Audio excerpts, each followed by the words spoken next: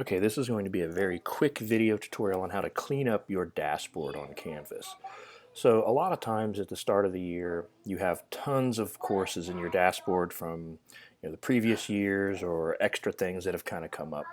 So if you go to courses over here on the left, and then you should have a big long list of a giant amount of courses. If you click on all courses, this will bring up pretty much every course you've ever had, past enrollments, things from last year.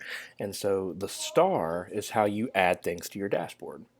So for example, if I remove these summer courses and I add the semester 1 2019 courses, now when I go back to my dashboard, those courses show up.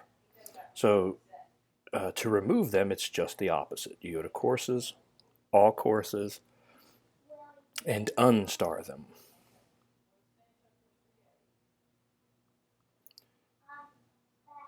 And so now the dashboard is back to how I want it. Hope this helps.